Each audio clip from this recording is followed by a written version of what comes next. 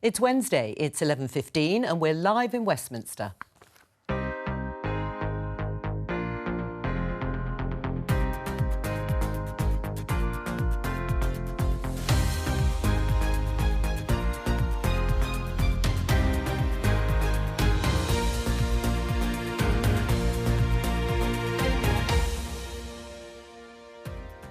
Joining me, former Conservative Cabinet Minister Andrea Leadsom, the SNP's Drew Hendry, the editor of the Daily Mirror, Alison Phillips, and LBC presenter Ian Dale.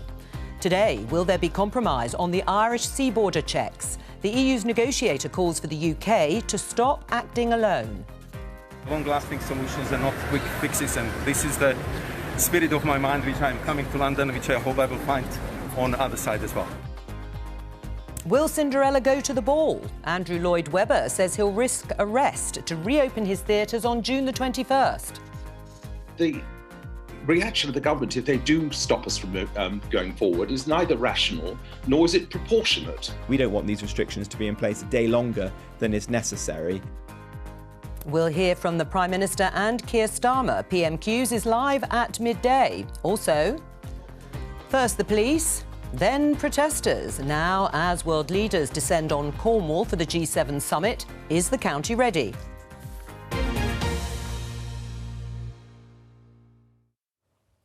Let's start with the story you heard in the headlines. Andrew Lloyd Webber has said he will reopen his theatres without social distancing, come what may later this month, even if COVID restrictions aren't all lifted on June the 21st, as planned by the government. And he says, as you heard there, he's prepared to face arrest for going ahead with his plans in defiance of any potential delay. There it is on the front page of the Daily Telegraph. My question to all of you to start off the programme is, should he be applauded or booed for his statement of intent? Andrea? I have every sympathy with him. I mean, so many people are so sick of lockdown. On the other hand, I would never advocate anybody breaking the law. So it is a real dilemma. But, you know, there is a balance to be struck. The government will be looking very carefully at this between the damage of people dying of COVID and the NHS being overwhelmed and the very real damage of continued lockdowns on people's mental health, on their businesses, on their general happiness. And so, you know, this is a juggling act. Do you have some admiration for what he said then? I do, yeah. I think, you know, he's standing and being counted. Of course I do, yes. Would you go to one of his musicals, even if they were deemed illegal? Of course not, because I've just said I don't advocate breaking the law, but I can't wait to go back to a legal theatre.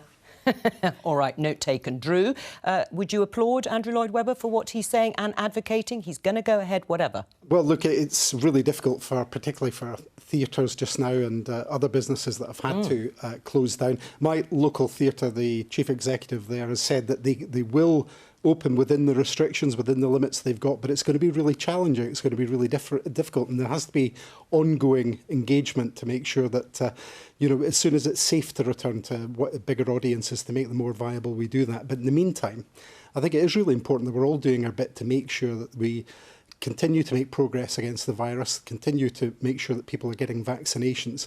And I think it's something we should not be encouraging or applauding to say, let's just break the rules. What about you, Ian? Do you applaud what Andrew Lloyd Webber has said? I mean, if you read on or listen to one of his interviews, he said his theatres just won't survive otherwise. I think you've got to have sympathy with any business at the moment which has effectively been shut for the last 14, 15 months. It's been a terrible situation for many people, not just in the theatre industry, but throughout arts and culture and other businesses. But I don't think you're going to get much disagreement on the panel, Jo, here. You can't support somebody breaking the law. I mean, it's a publicity stunt. It's worked in that we're discussing it on the programme today, so it's a good bit of grandstanding. But, I mean, Andy Burnham, I think, described Andrew Lloyd Webber as a prima donna. Well, anybody who writes musicals will know all about prima donna-ish activity, but I do have every sympathy with him. Right, but on that, I suppose the backdrop, even if it is a publicity stunt, Alison, is that there have been reports that the government is considering delaying that June the 21st reopening by a fortnight, possibly even up to a month. Yes, I mean, obviously it's an incredibly difficult situation for the moment because, as with Andrew Lloyd Webber and businesses all over the country, there's a huge demand to get reopened and to get back to normal. We've got a story on the front page of the Mirror today that says 50,000 weddings will have to be postponed again if we don't reopen on June 21st. They've got that on the one side. But on the other side, we have got the concern about the rising number of cases, although have to remember numbers of hospitalisations are very, very low, numbers of deaths incredibly low. So it's this awful balancing act. I mean, Michael Gove said, didn't he, that if he was a betting man, he'd said that it would go ahead on June the 21st.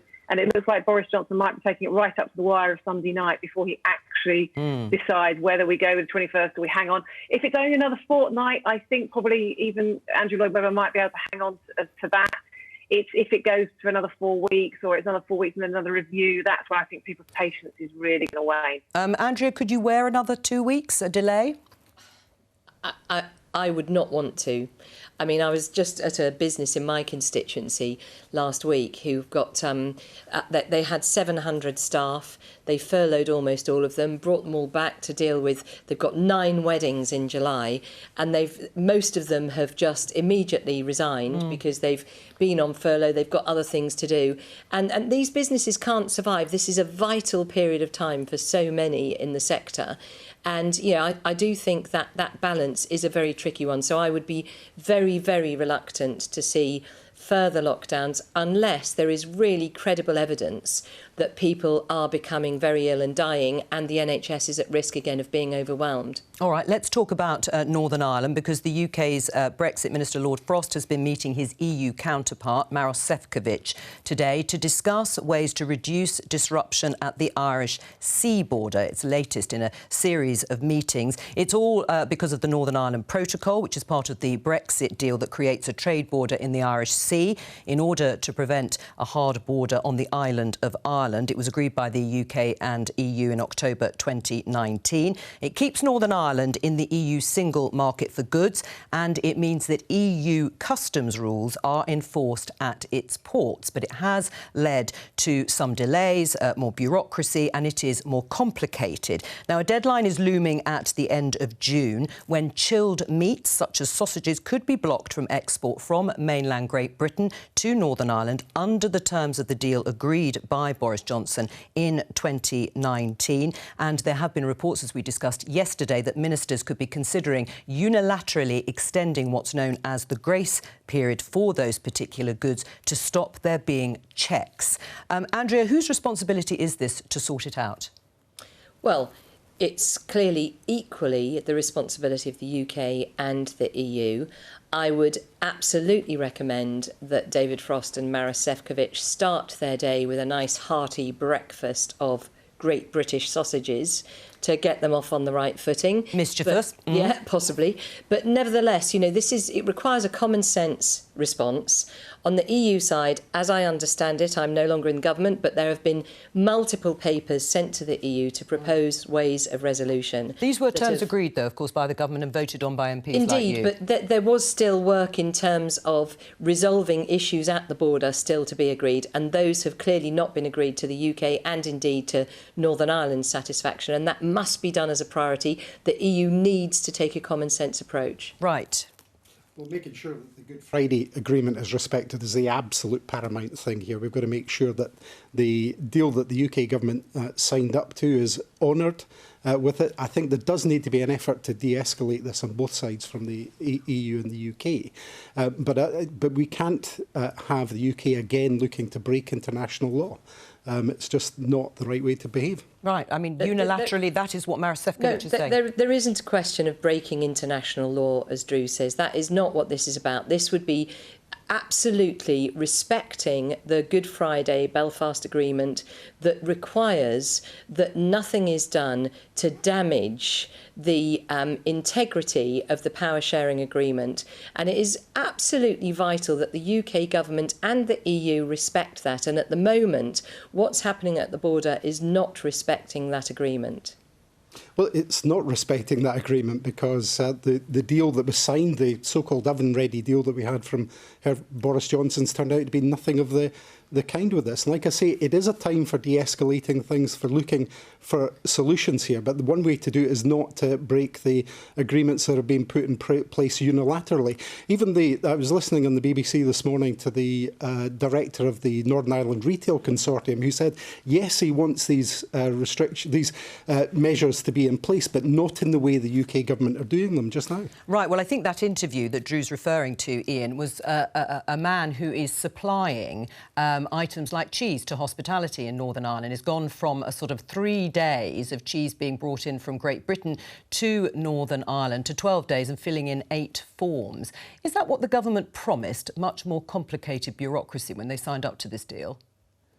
Well, clearly not. And clearly the Northern Ireland Protocol is not working. Drew is right, the government signed up to it. But when something isn't working from both points of view, and I think that is the case here, then you have to sit down and come to an agreement. And I agree with Drew to the extent that I think it is time to dial down the language. I think all of this stuff about the Great British Banger, where it's as if Jim Hacker is coming to rescue things, I'm not sure that is particularly helpful. But we've been here before in negotiations with the EU. You have both sides indulging in brinkmanship, and then at the final hour they will come to an agreement. And I hope they do, because on the face of it, I think we can all agree, whether we voted Brexit or Remain, we can all agree that Northern Ireland does deserve to be treated the same way as the rest of the United Kingdom and be entitled to have the same goods. It's not as if our food standards in this country are at a lower level than the rest of the EU. In fact, in many ways, they're higher than the rest of the EU. So I think we ought to bear that in mind sometimes. Well, Alison, do you bear that in mind? Well, I think there's 2 issues. And there's a point of principle, which is that this agreement was reached. And there's some talk now that perhaps Boris Johnson didn't realise that this could be a well, David Frost says he underestimated. He's quoted as saying he was underestimated the impact. I mean, if they didn't know, they should have known, and they did know. I think we all knew they did know. But at the time, the view was taken up that let's just get this over the line, and we'll worry about the consequences further down the road, which I think is possibly how Boris Johnson approaches a lot of his negotiations with his life. I'll work out the detail later on. So now time's running out. We've got to the end of the month. And there's a lot of people saying, yeah, we've got to compromise. We've got to kind of with some kind of pragmatic solution. But now they need to actually do that rather than just sort of the grandstanding around saying that. Right. And I think it's now time for pragmatism because, as Ian said, it is the people in Northern Ireland who do deserve to be able to buy the products in their shops and to be able to get the service that they require, and for the exporters that are trying to get goods to them. So it really is time to kind of come up with some solution. Right, but Drew... Sorry, Ian, go on. Just bear in mind also that we've got a very delicate time approaching with the marching season. And I think it would be unconscionable if either side got to June the 30th and then something sort of dramatic happened, because it would inflame all of the feelings that we saw on the streets of Belfast and other towns in Northern Ireland only a few months ago. Now, that wasn't just to do with the Northern Ireland Protocol. There were many other factors at play here. But we all know that the situation can be very, very delicate in Northern Ireland. And I hope, from the EU point of view, that they bear that in mind too. Right. Well, do you agree, Andrew, which will mean compromise on the part of the UK government? I mean, referring to Theresa May's former Chief of Staff, Kevan Collins, who said it's pretty sure he thinks it's not true that the government underestimated the impact of the Northern Ireland Protocol on goods when it agreed to it. They knew it was a bad deal, but agreed to get Brexit done, intending to wriggle out of it later. That's pretty damning. I don't agree with that assessment by Gavin.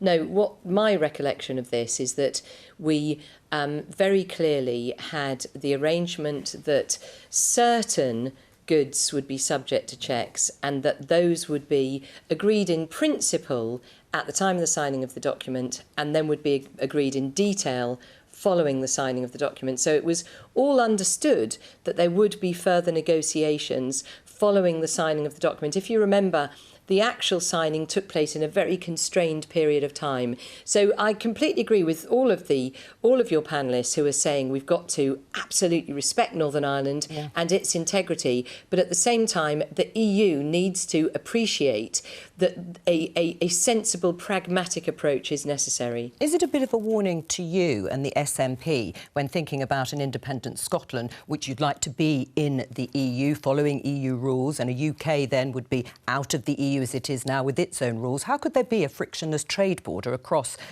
frictionless trade across the border? Well, of course, what we're talking about here just now is either one of two things, if you take Andrea's point of view, that the UK government left it too late. Yeah, but hang on, what about my question to you? Well, this is important for the context of your question. They either left it too late or they just signed up something to get it over the line. That's not the way the Scottish Government has ever approached any aspect of independence. In 2014, in the referendum then, we produced a white paper saying exactly what we would put forward to the Scottish public.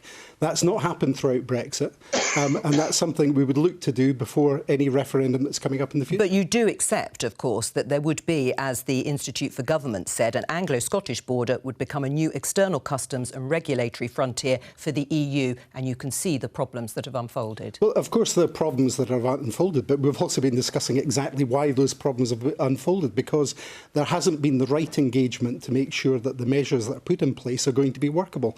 I don't believe that we would approach it, especially looking at the absolute burdock that the UK government have made of this. Well, I don't think we would approach it in the same way, anyway, in any manner or form at all. Jo, can I make one yes, you can. Go ahead. Point? If you look at what comes into the port of Dublin from around the world into the single market, 1% of those goods are checked. And these are coming from countries which don't have the food standards or other standards that we do. So I think they should be starting from there. If there's 1% going into the port of Dublin that are checked, why not 1% of the goods that come from Great Britain into Northern Ireland? I don't think anyone would necessarily object to that, would they? Right, well, I don't know. I'll have to ask... That is the point, is that a pragmatic solution is required. What the EU have done is they've gone hardcore. Now, you might think that there was an element of kicking us because we've had the temerity to leave. That's how it looks to me. As a Brexiteer, it is not a pragmatic solution at the moment, and it is driven by the EU's intransigence. They do need to take a pragmatic solution. But to your point that you were making to Drew, Jo, I think it's an extremely brave conclusion that Scotland would necessarily rejoin the EU. What would that say to Catalonia and Spain? Does Drew think that the EU does Drew think that the EU would welcome? Well, just briefly, because we're going to... This is the kind of scare story that we hear time and time again about Catalonia. Is a completely different thing. Scotland as a country has been a country for 1,000 years as a nation. The commentators across the EU, MEPs, other elected members, are very open to the idea of Scotland joining the EU. Over how long? The idea, well, you know, you only have to look at other countries that have joined the EU, like Estonia and so forth. That process can be quite rapid. Scotland's economy would be Scotland already meets all the conditions for joining the EU. So, and of course, you know, during the meantime, there are other stages like EFTA and so forth. It doesn't of in its deficit, certainly. I know you want to dispute the figures, but listen, we're going to move on because we've got a lot to get through. That's not the case either, by the way. Well, as I say, you always dispute it, the SNP, when they come on the programme, but certainly the figures, and I think they're your own figures that say the deficit wouldn't actually meet the standards. I just want to get from Alison, because we're going to be talking about the G7 throughout the programme. President Biden is arriving, of course, for it. What role can he play, do you think, in finding a solution or a way forward in this? Well, I think at this point, I think that pressure will be put upon the UK government to sort of really to go that extra mile, particularly as we know his connection with Ireland as well. And that, and I think Ian made a really good point about the marching season only just around the corner at the beginning of next month. And we've got 3 weeks until the end of this month. This has to be a priority because, as we know, we're talking about a really, really small issue here. But is the root of this problem the fact that the EU feel that the UK government are having one over on them by not staying true to what they signed up for? All right. Well, to be fair to Joe Biden, he's also said to the EU that they need to be less bureaucratic. Yes, he has. So, I mean, I think that's quite an important point to make, and because they are being overly bureaucratic, we can all see that. Yeah. All right, well, on that, let's go to Cornwall, because that's where the G7 is taking place. We can speak to BBC correspondent John Maguire. What impact is it having on Cornwall? Well, there are a couple of key locations where the summit will take place. Carbis Bay, you'll have heard a lot about the Carbis Bay Hotel. It's a tiny little beach in West Cornwall, and that's where the leaders will be meeting down at the bottom in the Carbis Bay Hotel there, and then a hotel, Dragina Castle, another larger hotel on the top. That's where the leaders will be staying. So what we've seen over the last couple of days is a real build-up, the ring of steel, as people are describing it. Also, this is a security bubble, if you like, on the land, sea and the air. So there are Navy ships that will be in the bay. We saw them again yesterday. Thousands and thousands of police officers, in addition to the police officers from Devon and Cornwall Police. Around 1,500 of those were also something like 5,000 officers from right across the UK are coming in to support the effort. The white ship that you'll be able to see behind me there, that cruise liner, that's been chartered as accommodation for the officers, actually, as they've come from right across the UK. There will be road closures in place.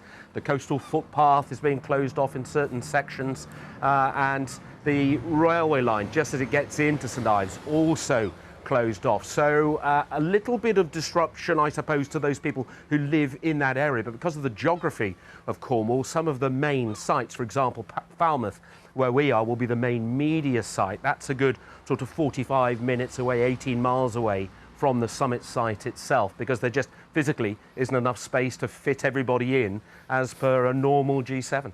All right, well, thank you very much. It's looking lovely down there. You've got good weather too, so I hope it is all successful. Thank you for speaking to us. And, of course, one of the many things on the agenda for those politicians at the G7, leaders at the G7 summit, will be the environment. Andrea, you've written in the Times Red Box today about new California-style plans that will see car makers taxed if they fail to produce enough electric vehicles. I think we can show everybody the headline. But we need a level playing field for UK manufacturers in the green revolution. Now, these plans will be discussed at the G7, but the truth is the infrastructure is just not ready, is it?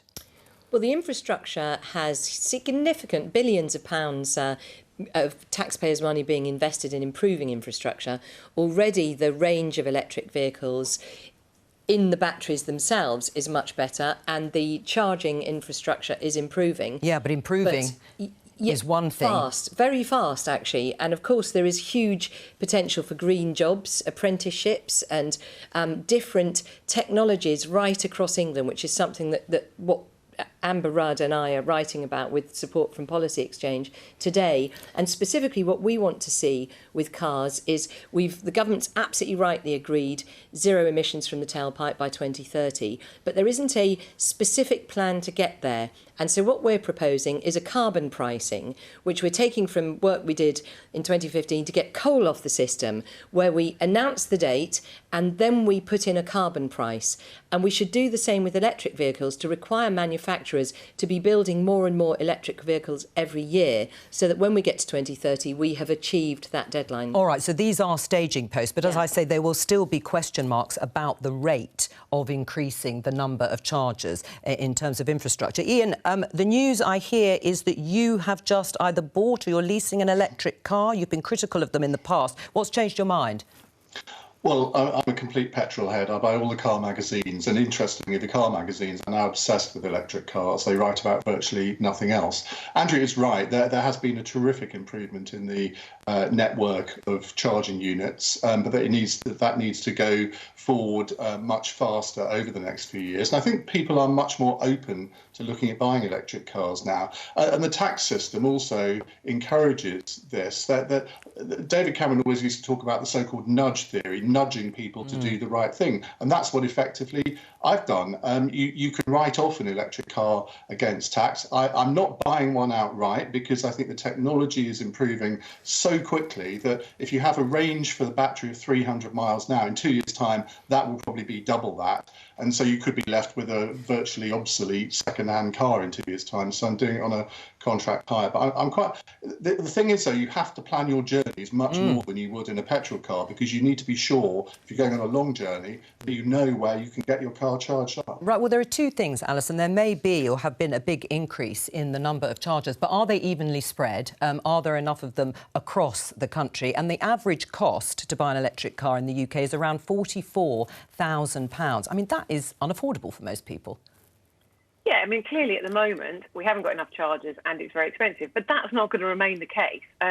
As with any kind of new invention into the economy, the change is quite slow at first, and then you reach a tipping point where all of a sudden you're away. And now we have all the major manufacturers are looking at moving almost entirely to electric over the next years.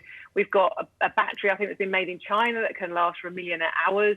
So all these changes that are on the pipeline. You look at the smartphone, when that first was introduced, it was way beyond the pocket of most people. But very, very quickly, they started to come down in price. They started to become more available. They became the norm. And when you reach that tipping point of being the norm, then the infrastructure gathers around it, because all the manufacturers of charging points will be following the money, so they'll be making charging points, and it will happen. It might seem a long way away now, but we will, before we know it, it will all seem quite normal. Are you going to buy one? Yeah, I'd buy one. I'm rubbish on cars. I'm probably the total opposite of Ian. But at some point, yes, I think everybody will. Right. Okay. Well, at some point, you've already got one, have you? Have you? Because I mean, the SNP have pledged to ban new petrol and diesel cars by 2032. You've got ambitious plans for low-emission cities. But Edinburgh's SNP Council admitted last week that their electricity network doesn't have the capacity to cope with a big shift towards electric vehicles. I mean, if that's the case, then are they the answer? Well, they are the answer. I think that, and if you look at Scotland, I think the last figure I saw was in just a couple of months ago. Scotland has twice the number of chargers per head of population. Yeah, but that is a problem, isn't it? If there isn't enough in the electricity network, that's a bind. Well, obviously there are going to be challenges. There are going to be challenges in terms of the electricity network going forward anyway as we move to a green economy. One of the ways to cure that, of course, is to invest more and more money into renewable energy, which Scotland is rich in at the moment. We're producing about 100% of our own domestic use in electricity from renewable energy at the moment. And if the UK government would stop wasting money on new nuclear and invest in that, then I think we could get to the point where we can start to power these vehicles and other infrastructure using renewable energy. If I could just gently point out that the offshore wind off the shores of Scotland is very much subsidised by the UK taxpayer, bill payer. And which includes the Scottish taxpayer, indeed, of course it does, but it is a UK effort to create green electricity, which is absolutely the right thing to do. We need to work together, but can I just say... if you hadn't stood in the face for years of onshore wind, for example, we might be many further miles down the road in terms of being able to do that. Don't forget that it wasn't just onshore wind, but solar power that was held back from not being included in the contracts for difference auctions, and that's really delayed the opportunity for building on a network and producing more green electricity. Now's the time to create that rush to do it so that we can start to supply the EVs of the future. And of course, Drew, you're absolutely right. But you will recall when I was Energy Minister and you were coming and bringing backbench debates that the big problem is the trilemma. It's also keeping the bills down. So people couldn't afford to heat themselves because of the additional cost on energy bill payers' bills of renewables. So reducing the subsidies was the right thing to do. Offshore wind is a fantastic success story. We've gone from 2015, where a contract for difference was £150 a megawatt hour, to now where it's under £50 a megawatt hour. We've got a fantastic direction of travel. But I did just... much further if it hadn't been for the UK government's obsession with nuclear. Let's concentrate on the now, because in March the Department of Transport, Andrea, announced cuts to grants that help make electric cars more affordable. Was that wise? They went down the grant from £3,000 to £2,500 and restricted it to cars under £35,000. That doesn't sound like policy underpinning the ambition. So that is the point that I was making about what I'm calling for today with Amber Rudd and Policy Exchange, which is for a mandate to manufacturers to produce more electric cars each year, or pay carbon credits to those manufacturers who are making electric cars. So the government has two choices. It either mandates, i.e. regulates on manufacturers, or it subsidises consumers. And the subsidy for consumers, it's been employed in places like Norway, it's cost a fortune, but it's had the desired effect. For the UK government, in the past, we have been subsidising consumers to incentivise them to buy electric cars. It would be much better to put the boot on the other foot and incentivise manufacturers to produce the electric cars, because then the price of internal combustion engines will even up with those of electric cars. Ian? But Andrew, they're already doing it. Every single car manufacturer is developing plans for a whole range of new electric vehicles. Why do they need to be encouraged to do it when they're already doing it? You're absolutely right, Ian. They are doing it already. But the point is to get to zero emissions from the tailpipe by 2030. If you talk to car manufacturers, the design is about 5 to 8 years, and then the shelf life is about 5 to 8 years. So the problem is getting from here to 2030 with that sufficient growth, the rapidity of growth. So at the moment, about 1 in 7 new car sales is an electric car. It needs to be significantly higher than that to meet the 2030 deadline. Are you in a bit of a... Oh, yeah, go on, Ian. Respond. I'll just go to Drew. Isn't one of the problems also, though, that we have no battery manufacturing ability in this country at the moment? And so we are reliant on the world market for that. And one of the things that the government could do is actually encourage a couple of companies to set up and it would be a very expensive thing to do, and there might well need to be some subsidies on that to set up battery manufacturing plants in this country. Yeah, so I'm pleased to tell you, when I was Business Secretary, I announced the support for a gigafactory here in the UK, and I do believe that there are 2 planned already. But you're right, most batteries at the moment are made in Asia, and that was a big issue with rules of origin under the terms of the Brexit deal. But as Alison said, all of this is going to happen very fast now, and you just look at the way that new technologies become a reality before you even know it. And this does take me back to 2015 when we said we're taking coal off the system. Everyone then said, oh, you'll never do it, the lights will go out. But here we are only 5 years on, and coal is virtually off the system. Well, while we talk about those sorts of things, are you in a bit of a bind with the SNP? Because oil and gas are central to your plan for independence economically. But the Committee for Climate Change estimated investment in the energy sector may need to double to £50 billion per year to achieve net zero. Well, we've got a fantastic opportunity at the moment, and indeed it's delivering. I think it's £5.2 billion in renewable energy from Scotland over the past year. That's matching the actual oil and gas output now. Is it matching that? Well, what about all the redundancies? I mean, Oil and Gas UK point to initial forecasts that direct and indirect redundancies in the industry could be as high as 30,000 due to the pandemic and reduced investment. Well, that's why the Scottish Government have prioritised the just transition from oil and gas and making sure that we're taking care of those employment needs to transfer people from the oil and gas sector into the renewable sector over a period of time. That's got to be something that we do, not only for the benefit of Scotland, but also for the benefit of the UK, because the UK still imports more than half of its gas for heating, and that's something that we just can't switch off. Otherwise, you have a whole other set of problems. But we do have to accelerate the just transition as quickly as we possibly can, and that means investing much more in renewable energy and putting a lot more behind it, including battery technology, solar, wind, onshore, offshore, and other methods. All right.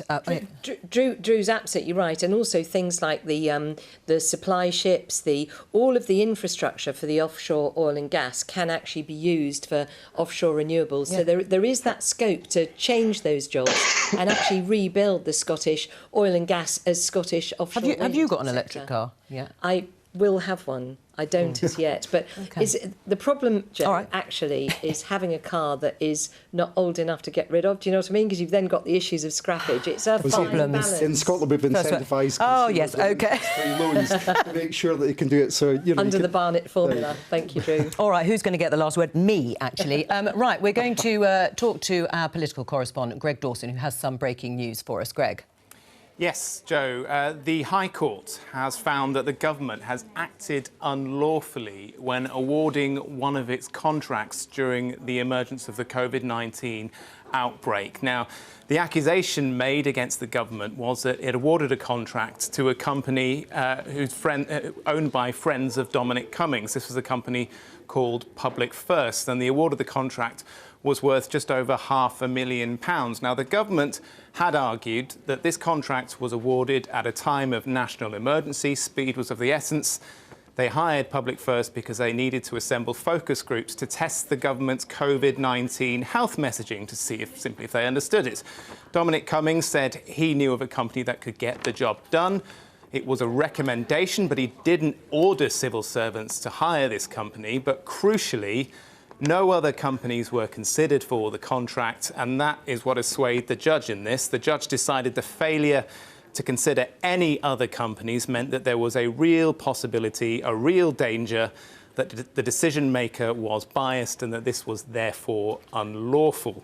Now, the judicial review challenge was brought by a group called the Good Law Project, which has accused the government on numerous fronts of essentially giving out contracts to people that it knew without due consideration for public value, basically.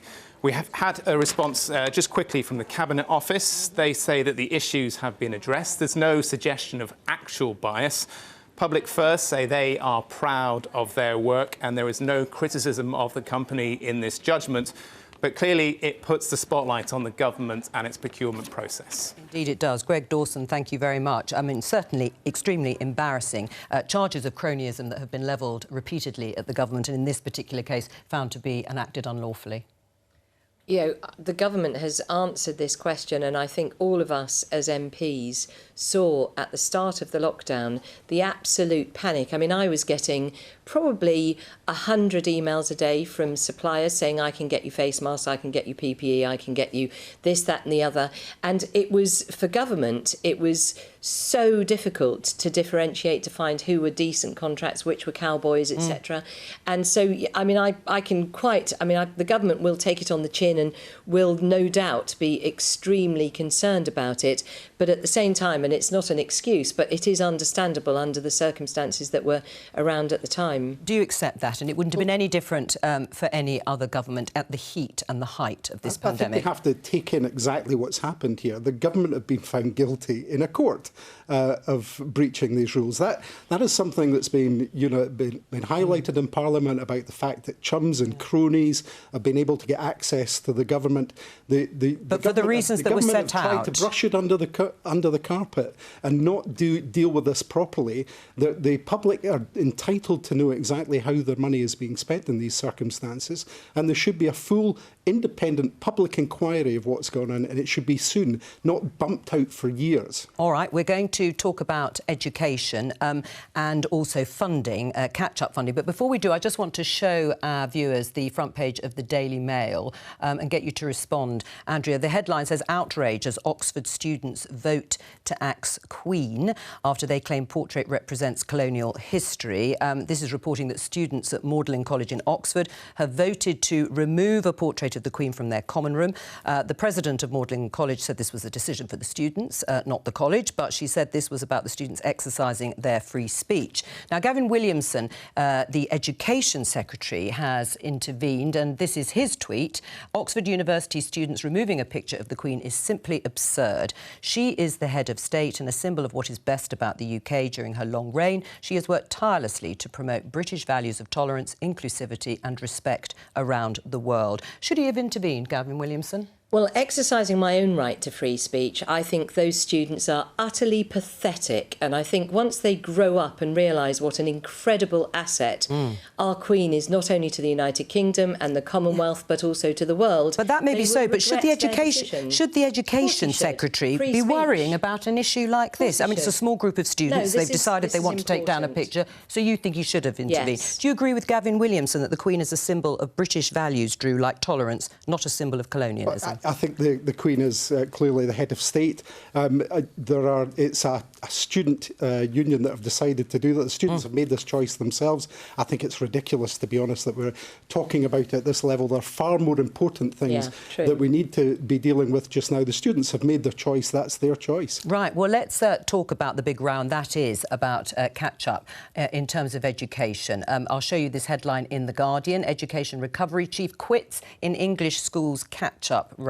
So Kevan Collins said to be dismayed that his long-awaited £15 billion proposals were watered down to a £1.4 billion package. Are you disappointed by the size of the catch-up fund, Andrea? I can't. It's very difficult to understand exactly why there is such a discrepancy. There's clearly a fundamental disagreement about the basis on which Sir Kevan Collins put forward his proposals. And of course, what the government is seeking to do, and genuinely the Prime Minister is determined to do, is to ensure that every child gets a decent amount of support to recover from the lockdown. Now, that's not just about money. It is about support, mental health support, lengthening the school day and so on. So I don't really have a view on whether one sum is right and the other sum is wrong. Right. Alison? Well, clearly, I mean, the number is really disappointing. It works out something like £50 per child, which is really going to give them nothing valuable after the last sort of 15 months they've had. I think if you talk to any teacher, anybody who's a teaching assistant, they will say that the damage on some of the children who are already struggling the most could last for years. It's huge, both emotionally and as well as academically. We know that, I mean, the amount of money that was spent in 1 month of Eat Out to Help Out is pretty much the same as what they'll get this year. So being a parent, all about priorities, and it would appear in this case, children, again, aren't being prioritised. I mean, again, we had the free school meals thing last year. Again, children slipped down the list of priorities. I'm not sure that's because they're not able to speak for themselves and to be able to articulate the long-term damage that this is doing to them and their futures. But it just seems incredibly depressing because this was a great opportunity to do a bit of levelling up, and it's been passed by. Ian?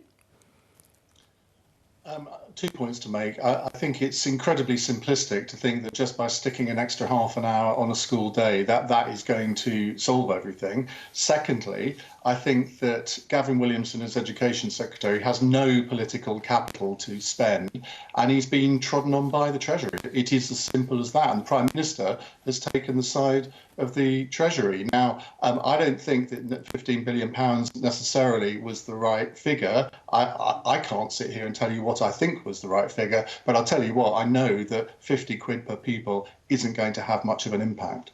Andrea?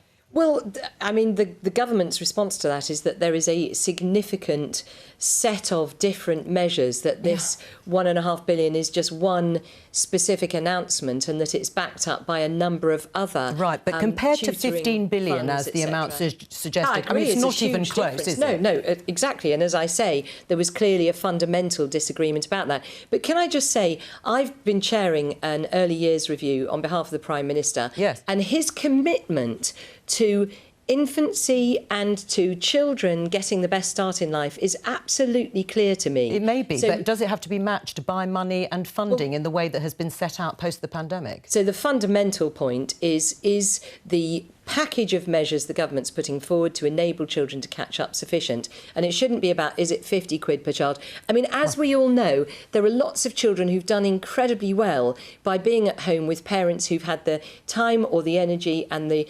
ability to be able to home tutor them, and those children haven't suffered. There's also a vast swathe of children who've suffered terribly. So it's simplistic to say it's £50 a child. All right, well, it's very much more for some and none for others. Yeah, Ian, briefly, and then let's go to Drew. Yeah. We know how this is going to end. Marcus Rashford is going to score a hat-trick in the finals of the Euro, beat the French 7-0, and he will come back and he will get a knighthood and he will force the government into yet another U-turn. That's what's going to happen. Well, lend me your crystal ball sometime. That will help for future programmes. Drew, in Scotland, the Education Policy Institute has been looking at education catch-up programmes in different countries on a per-pupil basis. Now, the Netherlands is cited as way ahead, spending £2,500 per pupil. In the United States, it's £1,600 per pupil. In England, it's around £310 per pupil. And in Scotland, it's £200 per pupil in the SNP government's plans. So at the moment, your catch-up plan is smaller than the one in England. Are you going to change that? Well, the Scottish Government have announced they're going to invest £400 million on top of this. Well, I need to check that because I've not seen the figures you've got in front of you. Well, no, these are the government's plans, the SNP's. I wouldn't know which was included or which was excluded. Because it will make a massive difference, won't it? But what I can tell you is that we're going beyond the Barnett consequentials wherever we possibly can. And we would do more if we had been allowed to make some simple changes to the borrowing rules to allow Scotland to do some borrowing, because, of course, but will you commit to spend it in order to... But is the government going to commit to spend as much as they are in England? Because this analysis says your current plans are £140 million in total. That actually comes down to £200 per pupil. I don't recognise that. That's the reason I can't answer that, because I don't recognise that figure. What I do know is that... Well, I assure you will have got that out of your own plans. The Scottish Government are investing £400 million, which, if you compare with £1.5 billion, is a sizable amount in taking forward this recovery. That includes a range of issues, such as covering mental health issues, catch-up, new technology and digital technology support.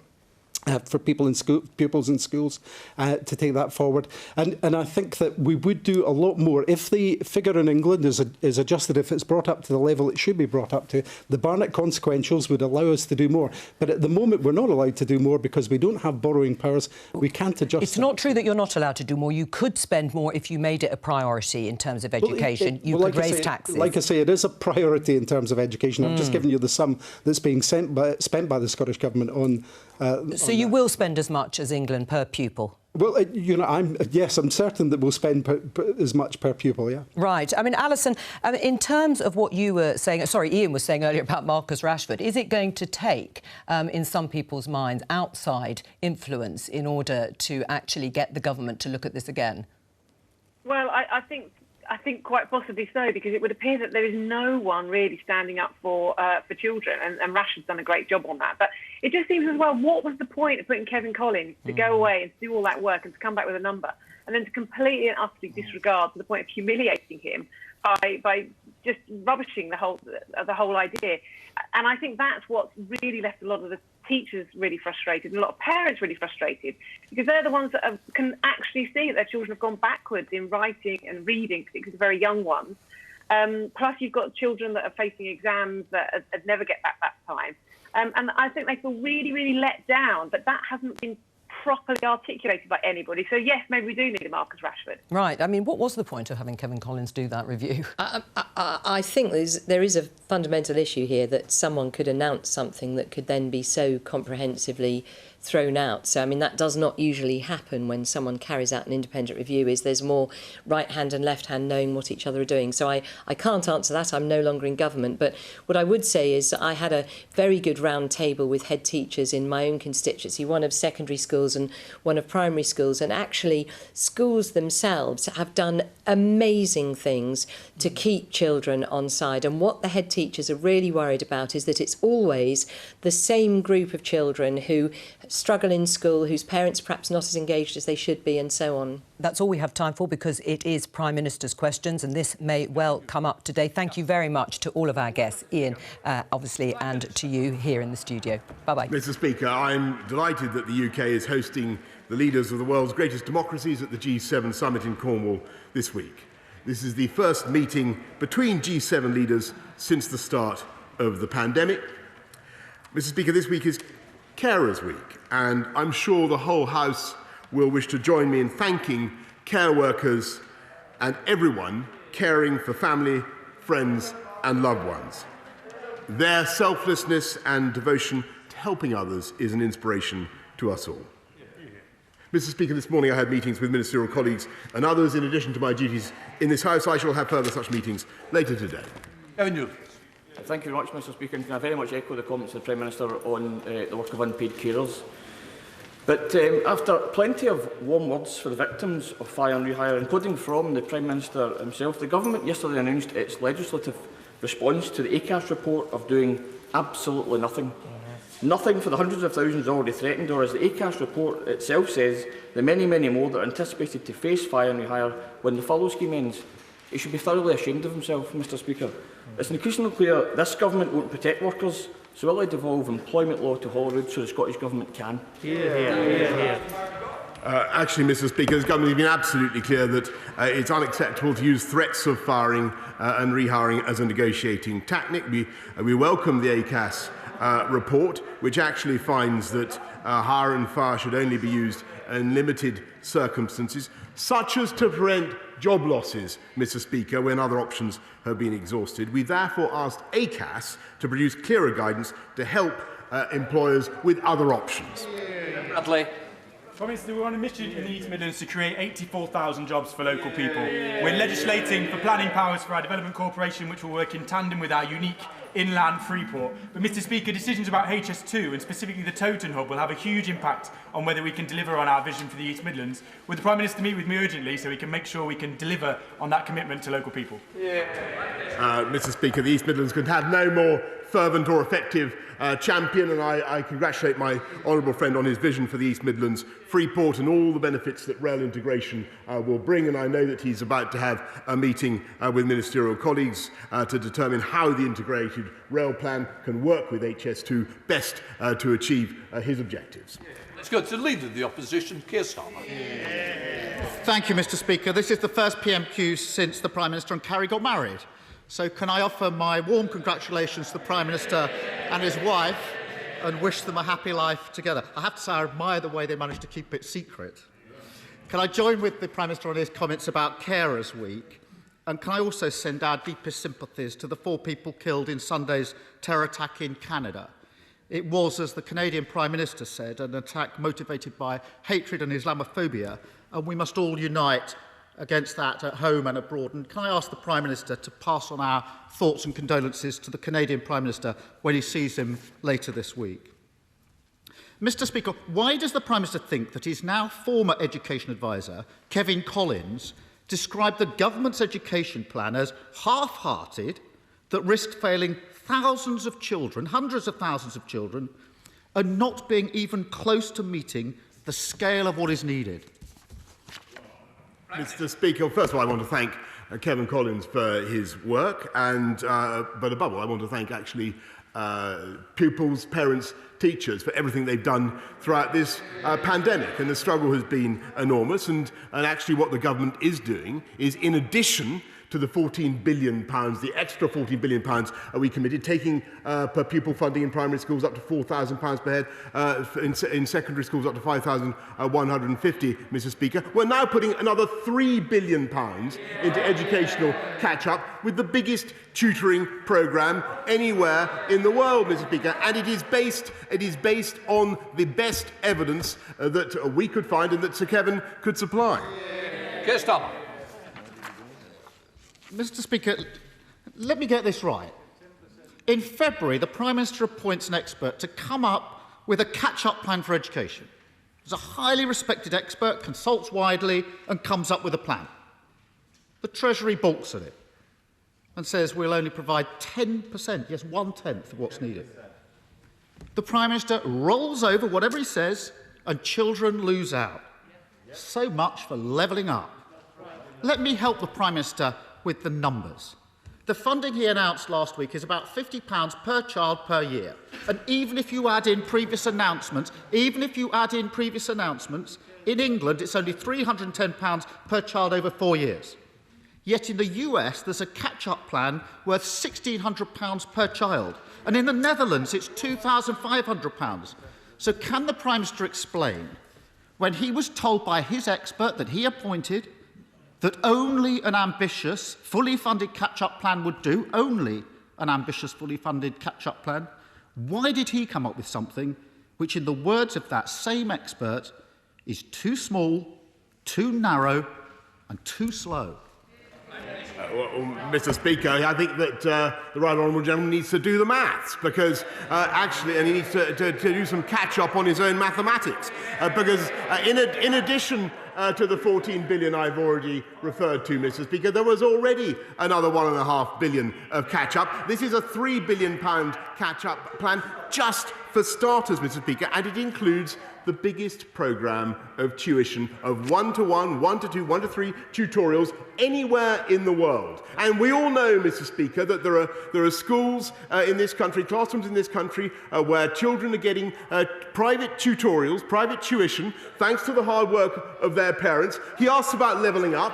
What we want to do is get on the side of all the kids who don't have access to that tutorial, Mr Speaker, to support them. That's what I mean by levelling up, Mr Speaker. Who does the Prime Minister think he's kidding? He asked Kevan Collins to tell him what was necessary to catch up. Kevan Collins told him, and he said no. Who does he think he's kidding? The Chancellor's decision, and I assume it was the Chancellor's decision, it always is, to hold back the investment that's needed is a completely false economy. The long-term costs are likely to be at least £100 billion, probably more, and who will be hardest hit, Prime Minister? Kids from disadvantaged backgrounds. Mr Speaker, if the government doesn't change course, this will hold Britain back for a generation. And here's the difference between us and them. Because when Labour says education is our #1 priority, we mean it. That's why we published a bold £15 billion plan to catch up on education for every child. We're putting that to a vote this afternoon. If the Prime Minister is really serious about this, he'd back that motion. Will he do so? I'll tell you that, Mr. Speaker, I'll tell you the difference between us and the party opposite is that we put in the tough measures that are needed to give kids a better education across the country. When we rolled out the Academies programme, Mr. Speaker, which have driven up standards across the country, who opposed it? They did. When we put in tough measures to ensure discipline in schools, Mr. Speaker, they opposed it. At the last election, Mr. Speaker, they even campaigned to get rid of Ofsted, which is so vital. They did. He stood on a manifesto to get rid of Ofsted. Will he now say that he not only supports our tuition programme, but he supports our radical programme to support teachers with better training? £400 million we're now putting in, not only a starting salary for teachers of £30,000, which we've introduced, but another £400 million to support better training for teachers. That's what we're backing in our party. They are serious, costed reforms and are based on evidence, unlike anything he's producing. Just a moment, and we'll have a little less shouting from the side. Just to remind the Prime Minister, it's Prime Minister's questions. It isn't about the agenda of the last general election. Keir Starmer. The Prime Minister, Ofsted, was not the question. I'm not interested in what they put on the agenda. I'm more interested in you answering the question. Keir Starmer. Mr. Speaker, let me take this very slowly for the Prime Minister. The Collins review commissioned by the government was very clear. If the Collins proposed action is not taken, the attainment gap will rise between 10 and 24%. That was on a slide shown to the Prime Minister last week. And he talks about the various measures, so let's look at this more closely. Which part of our plan does he oppose? The plan that's being voted on this afternoon. Is it breakfast clubs for every child? Does he oppose that? Is it quality mental health support in every school? Does he oppose that? Is it more tutoring for every child that needs it? Does he oppose that? Or additional investment for children who've suffered the most? Which part of our plan does the Prime Minister object to? And if he doesn't object to it and he agrees with it, why doesn't he vote for it? Mr. Speaker, I think with great respect, Mr. Speaker, I do think I'm entitled to draw attention to what the Labour Party stood on at the last election, and that was, and they haven't yet repudiated it, they did want to get rid of Ofsted, Mr. Speaker.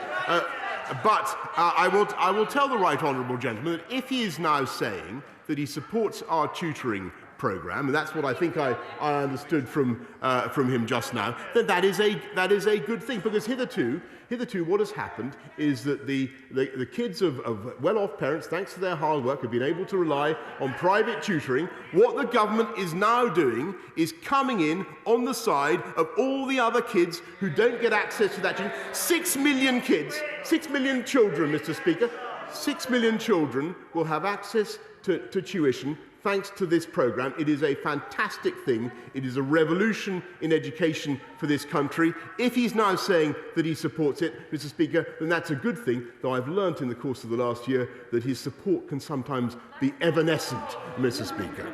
Mr. Speaker, he pretends he's here for the other kids. The report says the attainment gap will go up between 10 to 24% if the action isn't taken. He's just rejected it. How can he be on the side of the other kids? Come off it. We've been here before. Free school meals, U-turn. Exams fiasco, U-turn. Now catch up. The Prime Minister's been all over the place when it comes to education. And he's on the wrong side of it again. Mr. Speaker, I now want to turn to this week's G7. This will be the first major summit of since the recovery. The UK needs to lead, not just to host. The priority must, of course, be a clear plan to vaccinate the world. As the Delta variant shows, nobody is safe from this virus until everybody is safe. The Prime Minister has made big promises on this, but it needs a truly global effort to make it happen. So will the Prime Minister take the lead at the G7 and do whatever is necessary to make global vaccinations a reality? Yes, indeed, Mr. Speaker. And actually, I think what the people of this country also understand is that not only were we able to give one of the first authorisations for the AstraZeneca the Oxford AstraZeneca vaccine, but also thanks to the deal the government did between the Oxford scientists and AstraZeneca, we were able to ensure that 1 in 3 of the 1.5 billion doses that have been distributed around the world are the Oxford AstraZeneca vaccine. That is global Britain in action, to say nothing of the billion vaccines that we hope to raise from the G7 this week. Kirsten. Mr. Speaker, that would sound a lot better if the Prime Minister wasn't the only G7 leader cutting his aid budget. I hear what the Prime Minister says about vaccines, but we also need clear global agreement and global funding. Hundreds of former leaders, businesses and development groups have called for exactly that kind of leadership at the G7. And that's what we need to see from the Prime Minister this weekend. Mr. Speaker, the G7, bilateral discussions with President Biden and the possibility of a new government in Israel also provide a real chance to restart a meaningful Middle East peace process. The appalling violence recently, which killed 63 children in Gaza and 2 children in Israel, shows just how urgent this is. For too many people in Palestine, the promise of an end to the occupation and a recognised sovereign Palestinian state feels more distant than ever. So will the Prime Minister take the opportunity this weekend to press for renewed international agreement, to finally recognise the state of Palestine alongside a safe and secure Israel, to stop the expansion of illegal settlements and to get a meaningful peace process back up and running? Mr. Speaker, it's been a long-standing objective of this government, and I think it's common ground across this House that the solution for the Middle East peace process is a two-state solution. We continue to press for that, and I've made that position plain in my conversations both with the Palestinian Authority and, of course, with Israel. Mr. Speaker, he attacked the government, I think, for failing to be sufficiently ambitious in our overseas aid spending. I think I heard him say that in that compendious question. And let me just tell him, well, he's gesturing at these benches, Mr. Speaker. Under this government, we've spent more, and we continue to spend more than Labour ever did. Labour ever did. Under Blair, under Brown, even when they were spending money on Brazilian dancers in Hackney to raise consciousness, which is what they did, to raise consciousness of global poverty, Mr. Speaker. We are spending £10 billion a year at a time of acute financial difficulty for this country, and I think the British people know that is the right priority for this country. And I think, if Labour members want to vote on that matter, Mr. Speaker, and may I just remind them that the people of this country had an opportunity to vote on the way the government is handling it last month and the balance that we were striking, and I think that they adjudicated firmly in the favour of the government, Mr. Speaker. They pontificate and prevaricate and procrastinate. Felicity Kendall, come on! Look at even. Thank you, Mr. Speaker. You've made me slightly older, yes. I am very proud of my government's record on the environment and the fact that we have cut emissions at the fastest rate of any G7 country. I welcome the fact that Lancaster West Estate in my constituency has benefited from a green grant of almost £20 million to decarbonise. Does my right honourable friend agree with me that we need to build back better in a green way and in a way that levels up all parts of the United Kingdom? Yes, I do, and I thank you, Mr. Speaker. My honourable friend's absolutely right. That's why we committed a total £3.8 billion to fund energy improvement in the performance, particularly of social rented homes. Leader of the SNP, Ian Blackford. Thank you, Mr. Speaker. I'm sure we're all looking forward to the European Championships kicking off later this week. Can I take the opportunity to wish all the best to our country, Scotland, to Steve Clark and the team, and to remind the team it is time for heroes. Mr. Speaker, later this week the Prime Minister will walk into the G7 summit as the only leader, Prime Minister, cutting development aid to the world's poorest. At the very moment when global leadership is needed more than ever, This Tory government is walking away from millions still struggling from the COVID pandemic and a poverty pandemic. The Prime Minister has been hiding on this issue for months. This is a government on the run from their own moral and legal responsibilities and on the run, Mr Speaker, from their own backbenchers. But the Prime Minister can't hide from this issue any longer, and he can't run from democracy in this House. Will he stand up today and commit to a straight vote in this House on his inhumane cuts as demanded by the Speaker? Prime Minister, it is a very simple question. Yes or no? And by the way, Mr. Speaker, wish all the very best to Scotland and England and all the home nations who may be playing in this. I don't know whether he's going to reciprocate, Mr. Speaker, but you never know. It's worth a shot. I thought. Oh, he did. Okay, there you go. That's nice of him. Anyway, Mr. Speaker, I think the answer is clear. The people of this country, as I said to the right honourable gentleman, were given a vote on this and many other matters very recently, and I think they adjudicated very firmly in favour of the balance the government is striking. We are in very, very difficult financial times, but you shouldn't believe the lefty propaganda, Mr. Speaker, that you hear from people opposite. We're spending £10 billion overseas. We've actually increased. All they want to do is run this country down, Mr. Speaker. Run this country down. When we've increased spending on girls' education alone to £500 million, almost £500 million. That is a fantastic sum of money to be spending in difficult times, Mr. Speaker. And we should be proud. Ian Blackford. Mr Speaker, I have to say I don't think I've ever heard the previous Prime Minister, the right honourable member for Maidenhead, called a leftist propagandist. The simple fact of the matter, Prime Minister, is every single party, every single member of this House stood on a manifesto commitment of 0.7%. The Prime Minister has reneged on that, and the Speaker has indicated that the government should allow a vote on it. It's pretty basic stuff. After a year dealing with the deadly virus, why can't the Prime Minister get this? In a pandemic, no one is safe until everyone is safe. Now is the time to support each other, not to walk away from those in need. People are dying and they need our help.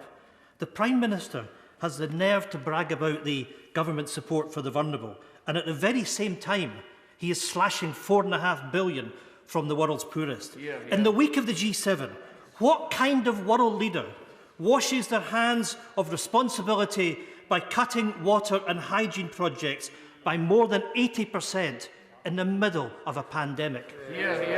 Mr. Speaker, I may say that I think that the last contribution was absolutely disgraceful, because the people of this country have gone through a very difficult time. We've had to spend £407 billion supporting jobs, families, livelihoods throughout the country, and yet we are continuing to support international vaccination. £1.6 billion this country has contributed to Gavi. I think £548 million to COVAX. And let me just remind him of the statistic I mentioned earlier. 1 in 3 of the vaccines being distributed around the world to the poorest and the neediest come from the Oxford AstraZeneca supply. Thanks to the deal this government did. Or does the name Oxford AstraZeneca continue to stick in his craw, Mr. Speaker? Scott Benton. Thank you, Mr. Speaker. May I welcome plans outlined by the Education Secretary last week, which will oversee a tutoring revolution in this country, a proven way to help the most disadvantaged children to catch up. Is the Prime Minister able to confirm that this is just one part of our wider plan to ensure that no child misses out as a consequence of a disruption caused by this pandemic? Yes, Mr. Speaker. I thank my honourable friend, because the whole point of the tutoring programme is that it is evidence-based, and every tutoring programme, and I say there are 6 million pupils, children who can benefit, is equivalent to 3 to 5 months of educational catch-up. We're also, Mr. Speaker, going to be looking at increasing time in schools. And I hope that the loyal opposition, Mr. Speaker, may use their influence with their paymasters in the teaching unions to encourage them in that objection.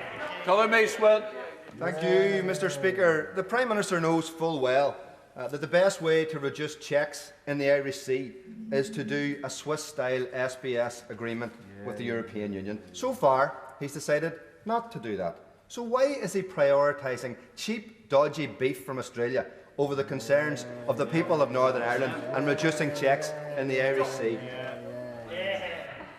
No, Mr. Speaker. What we're prioritising is the right and ability of the people of Northern Ireland to have access, as they should, freely and uninterruptedly to goods and services from the whole of the UK, and we are working to ensure that we protect the territorial and economic integrity of our country. That's what matters.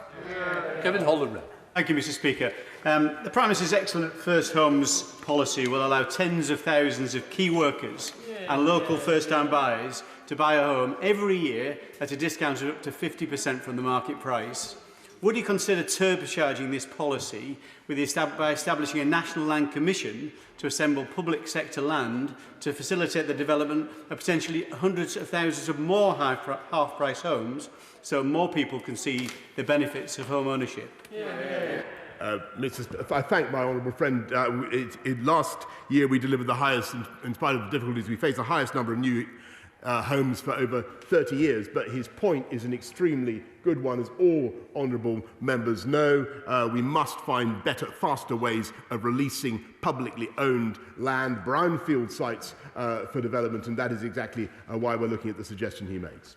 Barisha. Mr. Speaker, the Prime Minister, in his very first speech, mentioned levelling up. My constituents want to know when it's going to start. The fact of the matter, and I understand that he's lived a life of privilege and doesn't know much about the pumped state sector. He knows a lot about the private sector in education. What are the markers for success? He's head of his own Industrial Strategy Council, says he's levelling up. With these resources, with this management team, will not work and will not be successful. My local Kirklees Council says it's so complex, nothing is flowing down to the grassroots. When will we see the first signs of genuine levelling up in our country?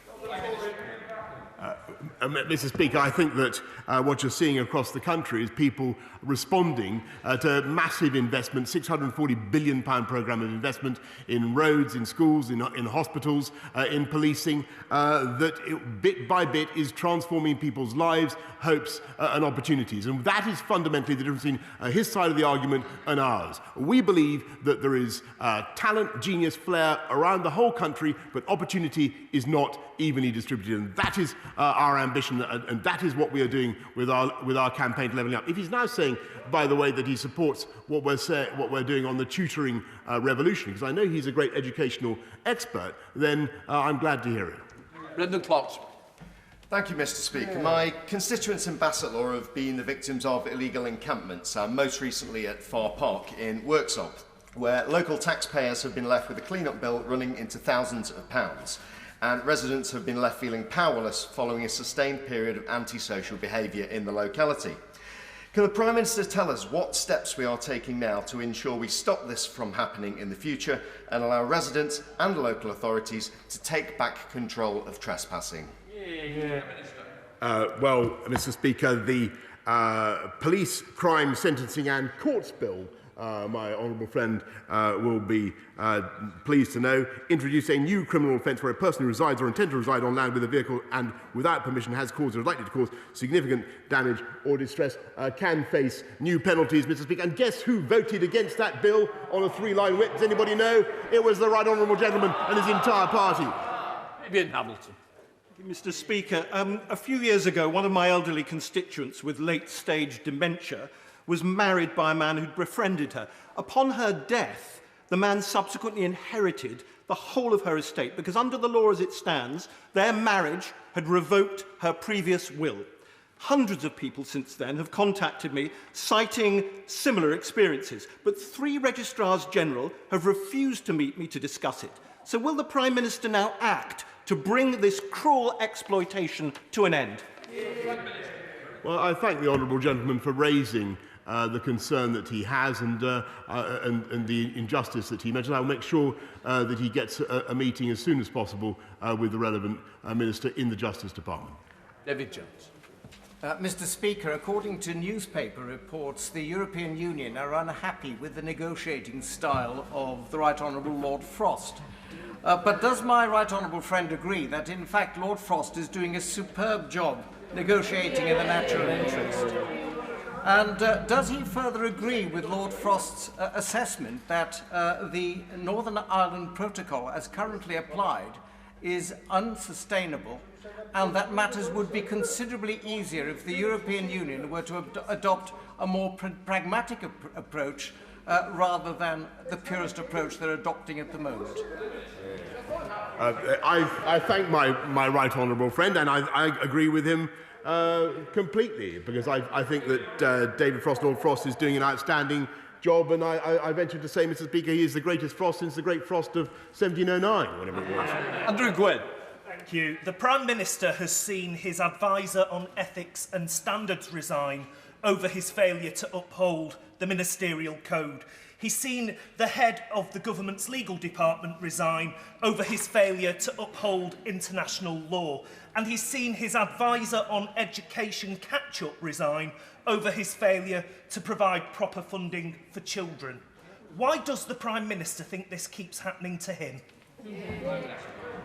Mr. Speaker, I'm indebted to everybody who serves the government in whatever capacity. We have a lot of very tough decisions to make, but we will continue to get on with delivering the people's priorities. And by the way, we will continue to ensure that we deliver value for money, that we don't waste taxpayers' money, and that ministers follow the ministerial code.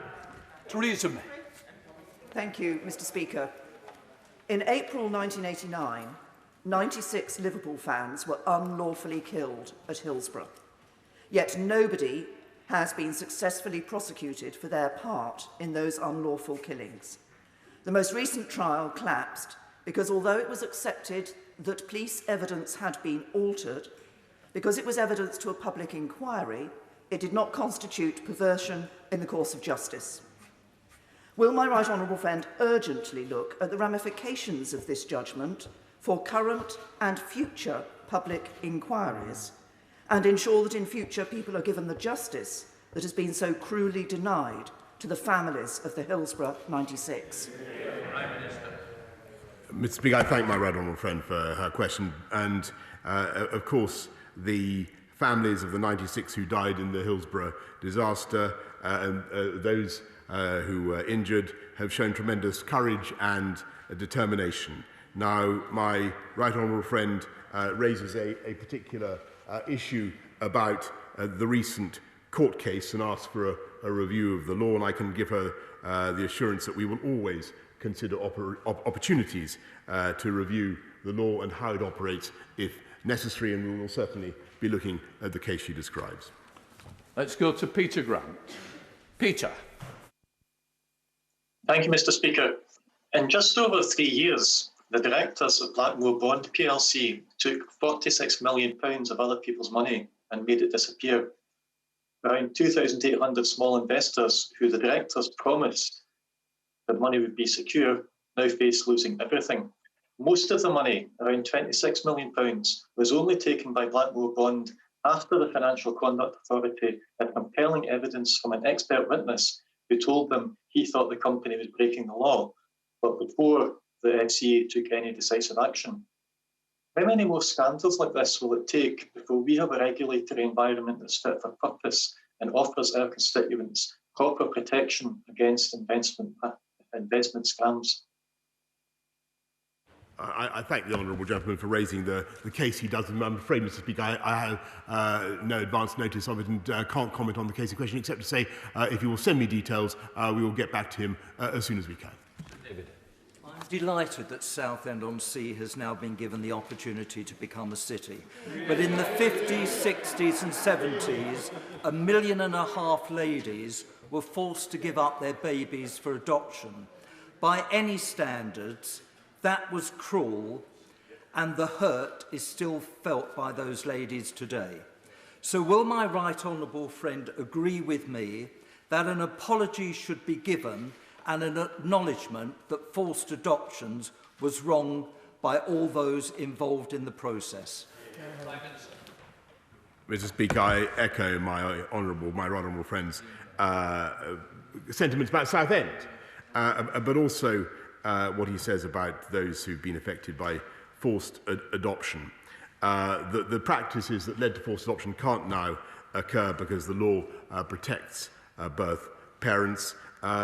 He asked for an apology, Mr. Speaker, and I can tell him that the agencies involved in forced adoption in the past have apologised for their role, Mr. Speaker, and quite right too. Let's go to Ian Lavery. Ian. Thank you, Mr. Speaker. As eloquently highlighted by my right honourable friend, the Leader of the Opposition, recent reports have revealed that during the pandemic, the loss in learning has been absolutely catastrophic. The North East is once again sadly trailing the field, and in some subjects more than double the loss in other regions.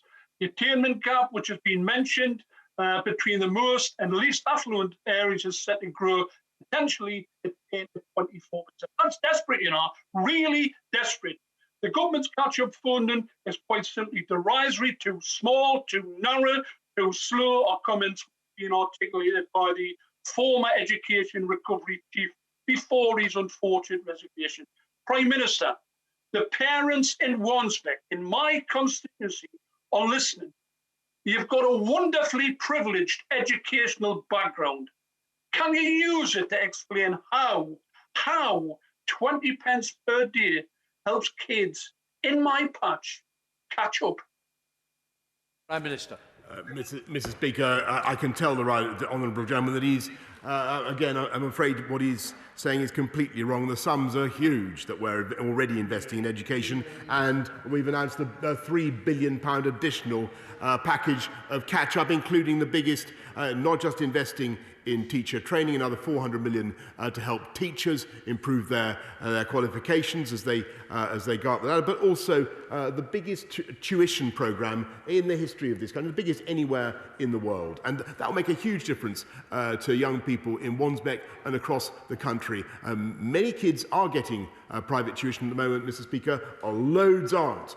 We want to level up. Mr. Speaker, recently I met with Gianni Singh, who founded the Sikh Helpline 25 years ago and is based on West Bromwich High Street. We met to hear about the fantastic work they've done over the years supporting the community with advice on issues such as hate crime, domestic violence, bullying, mental health, addiction and more. Will the Prime Minister join me in thanking Gianni G and their team for their work and wish them the very best of luck with their 350-mile charity bike ride from Edinburgh to West Bromwich next month? I thank my honourable friend for raising the important work of Sikh Helpline UK, and I'm very happy to join her in wishing Johnny Singh and her team the very best of luck for their charity bike ride, Mr. Speaker. Jonathan Edwards. Mr. Speaker, Brexit is quickly turning into a story of betrayals. Firstly, it was the Northern Irish Unionists, then it was the fishermen, and now our farmers face a skewed trade deal with Australia. The big question, therefore, is who comes next? Considering that the Trade Remedies Authority want to cut the protections on a half of steel products previously protected by the EU, are our steel industry and the vast supply chain they sustain next in line? Yeah. No, Mr. Speaker, but can I just suggest to the honourable gentleman that once again he is completely missing, I think, the dynamism and optimism of so many people I meet in the agricultural sector who see opportunities for Welsh lamb and Welsh beef around the world. Why isn't he thinking of this as something as an opportunity for exports, Mr. Speaker, instead of cowering in this way? Welsh lamb, Welsh beef, Welsh farmers can do brilliantly from the deals we are opening up around the world, and he should be championing Welsh agriculture and Welsh produce. Thank you, Mr. Speaker. In East Surrey, I've been working with brilliant parish councils in Smallfield, Burstow and Horn to ensure we can get a better balance on HGV movements, allowing local businesses to thrive, but also ensuring that residents feel safe. I welcome the government's work to clamp down on moving traffic offences, but would the Prime Minister also consider taking another look at the powers of the Traffic Commissioner to ensure that we can find this balance? Prime Minister. Yes, Mr. Speaker, I thank my honourable friend for raising this point. Traffic enforcement outside London can only be undertaken by the police, but I will certainly look at the role of the Traffic Commissioner in the cases that she describes. Thank you very much, Mr. Speaker. Our greatest national asset, best of this country, record increase in funding, saved my life, no question, my #1 priority. All things the Prime Minister said about our NHS. Yet, award-winning South Tyneside Hospital has lost vital services and been told by his government to make further cuts to remaining services. Later today, I'm presenting a petition on behalf of over 40,000 of my constituents against these cuts. Like me, they want him to help us save our hospital and show for once that he is able to match his rhetoric with some action. Will he? Yes, Mr. Speaker, and all the changes that she mentions will be consulted on in the usual way. I note that Dr. Shahid Wahid, the Executive Medical Director of the Trust, was recently quoted in the Shields Gazette as saying this is about improving surgical services. It is not about downgrading anything. And she mentions cuts, Mr. Speaker. This government, this year alone, has given another £92 billion to support our NHS, on top of the huge commitments we already made. Final question, Jacob Young. Thank you, Mr. Speaker. Yesterday we had the fantastic announcement of £25 million of investment into Redcar Town Centre, which will allow us to build a new water sports facility at Cortham, a new indoor activity centre on the Esplanade, and give the town a much-needed lift. I'm working with the Council on other bids for Eston and TS6 area, but in the meantime, can I invite the Prime Minister to come to the mighty Redcar and see our plans for levelling up our area, and I'll even treat him to a lemon top.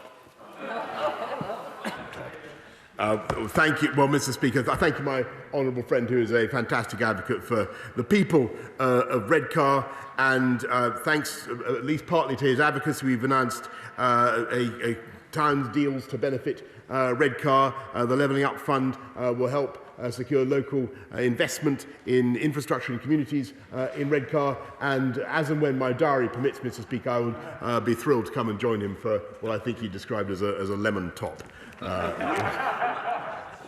On that basis, I'm now suspending the House for 3 minutes to enable...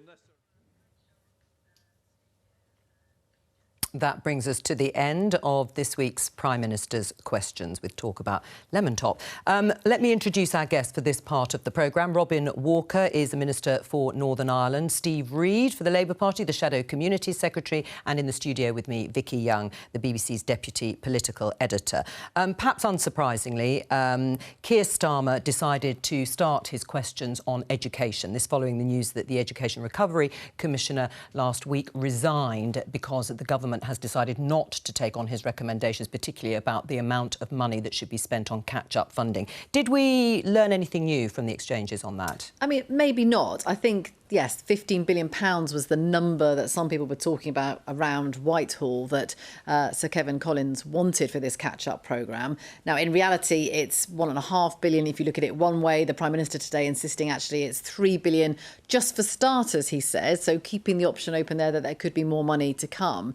But I think Keir Starmer knows that there is a slight problem here for the government, not just that the catch-up on education is going to be such a massive issue for years to come, not just this year, but for a long, long time. But when you've got the government really with their slogan of build back better and their other slogan of levelling up, the question is, how do you do that? What does it mean in reality? And what Labour would say is, in reality, it means finding the money to help particularly the disadvantaged, who we know have suffered the most, those children who have lost out on their education and fallen so far behind. Is he willing then to find the money to do this? And I think that's what Sir Keir Starmer was trying to get at here, to say, look, you talk about all this all the time, you have this rhetoric, sounds really good, but when it comes to the reality of finding the money, the Treasury is saying no. And I think the other issue here that the government has, the problem they have, is we all know that hundreds of billions of pounds have been spent on COVID.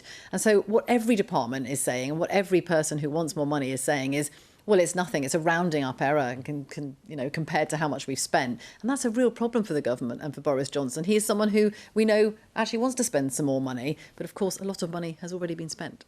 Robin, what was the point of asking Kevan Collins to actually carry out this review and ask him how much was needed for children to catch up on their lost education and then reject the number and the figure that he came up with? Well, I think the point clearly was to bring in a recognised expert, and I think someone of the opposition recognised as an expert and ignore him.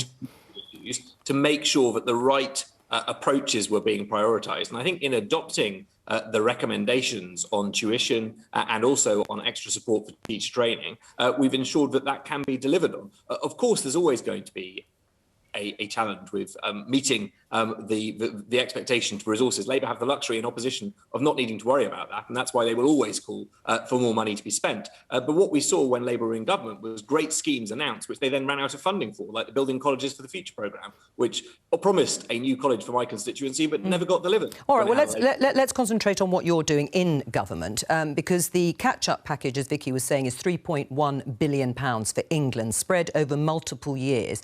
Honestly, hand on heart, do you think that is enough to make up for the damage done to children's learning over the course of this pandemic?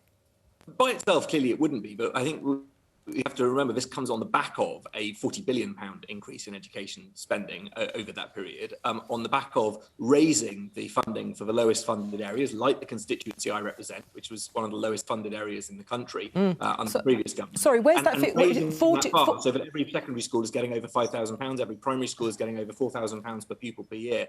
That increase is already baked into the system and on its way. And this is funding on top of that, specifically to address the challenges of COVID. Right, Boris Johnson said back in 2019 he announced an extra £14 billion of school funding in England, not 40, which you said that may just have been a mistake. But even on the £14 billion of school funding, the Institute for Fiscal Studies has previously pointed out that that figure is bogus, they say. They say the £14 billion figure was generated by ignoring inflation and by double counting all of the different years. They said the actual figure in real terms is £4.3 billion extra for schools in England over 3 years, not £14 billion. Can you stop saying £14 billion then on that basis? No, I'd say 14.4 billion, which is the figure that I have seen repeatedly and is reflected in the fact that schools in constituencies like mine, which have been some of the lowest funded areas of the country, are seeing substantial year-on-year increases. Yeah, but hang on on that figure, sorry, and I'm quoting the IFS here, the Institute for Fiscal Studies, they say that figure ignores inflation and it is double counting all of the different years. Are you saying they're wrong? What I'm saying is we've seen real terms increases over inflation. And we're seeing, crucially, the per pupil funding that schools are receiving increasing in each and every year. That's an £840 increase in per pupil funding, which is the key measure that I know, having previously chaired the F40 group that looks very in great detail at these issues, is the key measure that schools use to see what they're getting. Now, those increases are real. This funding, this extra £3 billion, is on top of those increases, and I think it will make a real difference. Right. Steve, I'll come back to you on the per-pupil funding in just a moment. Steve, Labour has committed to spending £14.7 billion, much closer to the amount that Kevan Collins was talking about over 2 years. What will that money be spent on, and how will you know it's good value? Well, Labour's published the Education Recovery Plan that details how that will be spent, so you or your viewers can look at the detail in there. But it's looking at things like breakfast and holiday clubs to make sure that children get additional learning support, new activities for every child, high-quality support for children and young people that are experiencing mental ill health. And there's an awful lot of children who are experiencing that, particularly after the effects of the lockdown and the impact that's had on their families, and increasing one-on-one tutoring for students as well. Now, it's interesting, isn't it, that the figure in Labour's Education Recovery Plan is very similar to the figure that the government's education czar, Sir Kevan Collins, came up with. Yes. And yeah, as we heard earlier on, the government recruited Sir Kevan to do this piece of work. He carried out a consultation. He came up with a programme, and the government decided to only award 1/10 of the funding, and Sir Kevan has resigned in protest. And we've covered that. But how are you going to raise that money, £14.7 billion, from borrowing or higher taxes? Well, I mean, the way that Labour will be raising money will be all detailed in our manifesto. But one of the other issues that is very current at the moment is corporation tax and taxes on tech giants. If the government would stop trying to water down the level that Joe Biden and the other 6 members of the G7 are looking at making as a baseline for corporation tax for tech giants. Interestingly, that would raise £15 billion per year, which is twice the amount of the 15 billion over 2 years that we think should be spent on education recovery. So there are ways to raise this if the government would stop trying to water down the amount of money that we could get in by acting globally together to stop giant corporations avoiding their tax. Robin? The government's just gone further than any previous government in history at making sure that there is global action on this. And I'm delighted that the G7 summit that we're chairing is going to see progress, I sincerely hope, on the issue of global taxation, making sure that the tech giants pay a fair share of tax and making sure that they pay more corporation tax than they have been previously. I think this is an area where there's cross-party consensus. We can raise. No, the government's out on a limb here. They are alone in the G7 in trying to water it down to below 21%. All the other 6 support that. Boris Johnson's trying to water it down. So we're not leading. I think we're trailing behind. But Boris Johnson is delivering global leadership on this issue. Rishi Sunak has achieved more than any of his predecessors did in getting a consensus on this issue. But clearly, there's going to be challenges to come when we take what the G7 have agreed to the OECD, where we have a greater variety in corporation tax rates. And we will want to get as many countries as possible on board with this. That will benefit the whole world in terms of our ability to raise tax. But I find it ironic that we have this criticism coming from a Labour front bench that only a few months ago were criticising us for raising corporation tax. Right. And this is something that we need to be clear. Yes, we've had to take some tough decisions to fund the huge amount of investment that we've needed during the COVID pandemic. Right. But we think companies absolutely have to play their part in funding that. Can I just return briefly to education? Because Sir Kevan Collins pointed out when he resigned that the impact in terms of school closures because of COVID-19 was particularly severe in parts of the north of England, and disadvantaged children were hit hardest. Where does that leave your levelling up strategy, Robin? Well, I think it's Robin, we're having slight problems with your line. Hang on. We're having slight problems with your line. We'll just try once more, and otherwise we might have to redial you, and I will talk to Vic. Oh, no, you've frozen. Steve. Levelling up strategy does. We have the level, and as the Prime Minister indicated, this 3 billion is only the start. Right. As I say, we may have to redial you up in terms of your line. Steve, in terms of the amount of money that's being spent, you've committed this £15 billion for schools. You want to reverse the foreign aid cut. You want to make the extra £20 a week for universal credit permanent. You don't want to raise any new taxes. Do your numbers actually add up? Well, we haven't committed the money yet. We've got a vote in Parliament this afternoon, actually, on the education recovery plan. So me and my colleagues and actually Robin and his colleagues can all choose whether they do or don't want to put their money where their mouth is and invest in children's futures. And I think you have to look at this issue, not just in terms of the money we're putting in today, but the costs in the future. If we don't spend this money, it's absolute the worst kind of short-termism to fail to invest in children's education and to let a whole generation of children catch up.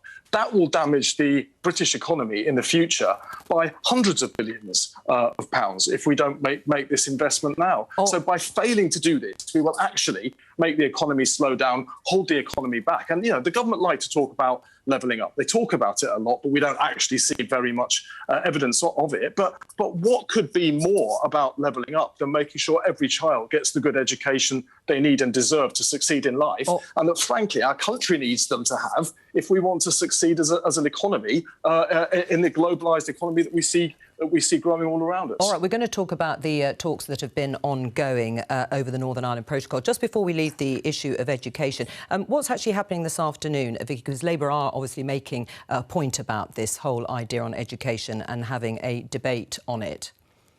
Yes, so they're doing an opposition day debate where they want to force the issue. And of course, this is something that they use their opposition days in order to try and put pressure on the government to come up with funding. And I think there's an issue here for Boris Johnson, because if you look back at the last couple of years, you'll remember free school meals, a huge row that he got into and ended up in a major spat with a top footballer and had to back down, not once, not twice, I think 3 times in the end. And then he's got pressure from his own backbenchers as well, people like Robert Halfon, who chairs the Select Committee, who are just saying that this has got to be a priority for the government, that they have to basically put their money where their mouth is. And that point there very much about children from disadvantaged backgrounds being the ones that are worst hit.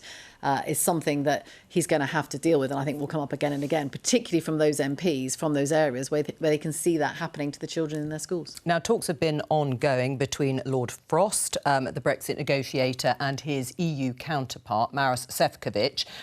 Now, the headline that's come out of it is there weren't any breakthroughs, there weren't any breakdowns either. You'll remember we talked about this in the first part of the programme, about the checks that are taking place on certain goods travelling from Great Britain into Northern Ireland. Terms that were signed up to, the EU say, by the UK. The UK government is saying it is all about the implementation of what is called the Northern Ireland Protocol.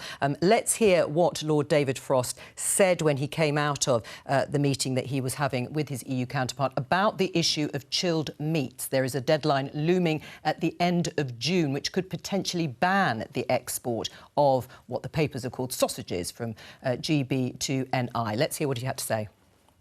Obviously, we did discuss that subject amongst many others today. There weren't any breakthroughs on it.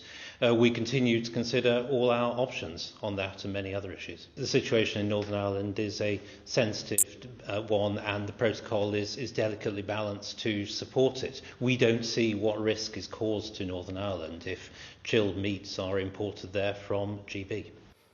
Robin, we heard the Prime Minister in Prime Minister's Questions saying that David Frost, who we just heard there, was doing a marvellous job. How's that when there's been no breakthrough at all and the stalemate continues?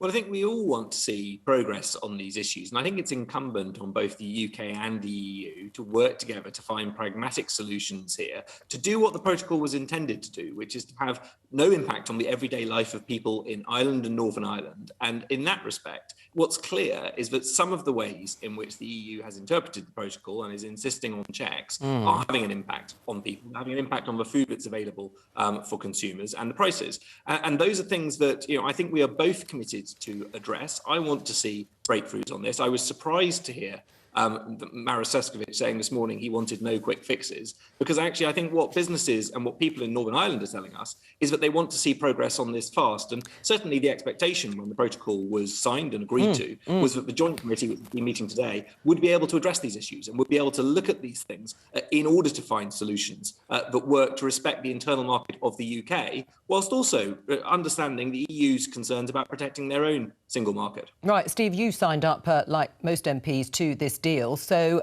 can you understand where the government is coming from, that perhaps it's up to the EU to be more flexible in their interpretation? Clear, we only voted for this deal because at that point the government had run out of road and the only alternative was no deal, which would have been even worse than the dreadful deal the government negotiated. So and we made clear our concerns about it at that point. But the thing to remember is it was the Prime Minister who negotiated this deal. It was the Prime Minister who signed this deal. And at that point, he said there would be no need for a border down the Irish Sea. In fact, I seem to recall him saying that if anybody tried to make a business fill in customs forms to transport goods from Great Britain to Northern Ireland, they should bring the forms to him and he would rip them up. Well, the reality, of course, as always with this Prime Minister, has collided with the rhetoric, and he's been found out for making promises he couldn't keep. Now, the government's been telling us they didn't realise there was going to be this problem. Very interesting then, wasn't it? I think just earlier today or last night that we heard Gavin Barwell, the former Conservative Prime Minister's Chief of Staff, saying that there's no way that civil servants would not have told the government this was going to be a problem. So the government really just covered it up and ploughed on regardless, and has just allowed this problem to arise. And as a result of it, Take Back Control, which was the slogan of Brexit, now means that businesses cannot freely transport goods from one part of the United Kingdom to another part of the United Kingdom. It's not a very good form of taking back control to me. Now, there will be ways to deal with this. It was encouraging to hear Robin sounding reasonably pragmatic about that just then. But we really do need to sit back down, both sides around the table, and find a way around this, because you cannot have a situation where you cannot export or transport goods from one part of a country to another part of the same country. So, Robin, did you not realise, like David Frost said, the impact that was going to happen on goods travelling from Great Britain to Northern Ireland, or you did realise and you just thought you'd wriggle out of it? No, what was set out in the agreement is that both sides would use their best endeavours to support the movement of goods within the UK internal market and also within the the EU internal market, and that there would be work through the joint committee to resolve any issues. I think what's really important now is we need to make sure that that work can come to fruition. We do need solutions, as Lord Frost has been saying. We need to recognise there's a real degree of concern on the ground in Northern Ireland amongst ordinary people who just want to be able to go about their lives unaffected by this process. We have done absolutely what is necessary to respect our commitments under the protocol, to avoid barriers between Ireland and Northern Ireland and to protect the peace process, and we will continue to do that. But what we need to ensure as well is that the wording in the protocol about the everyday lives of people in Northern Ireland, the wording in the protocol about respecting East-West links and Northern Ireland's position in the United Kingdom is also delivered on and followed through. And that is where I think we need to see movement from the EU. Right. I mean, time is of the essence, isn't it, Vicki, because of this deadline at the end of June. Do you think there will be a breakthrough? I mean, there's various deadlines coming, actually. So there was the one on meat, there's others on medicine for later in the year, and they do feel that as being, even more urgent. But I think what is interesting here is that the EU feel that really the situation that Northern Ireland, the status they were given, was already sort of changing the rules that had ever been given to any other country. So they feel the EU, they've already compromised. And what's interesting, listening to David Frost and others and the Prime Minister, they keep talking about the EU's got to be more pragmatic, accusing them of legal purism. I mean, the EU would say, well, we're enforcing the rules which you knew about, or you didn't realise what they were, and that's a problem for you too. And I think what you've seen here is this collision between Boris Johnson today talking about opportunities and optimism with Brexit. These are the realities. That's all we have time for. Bye-bye.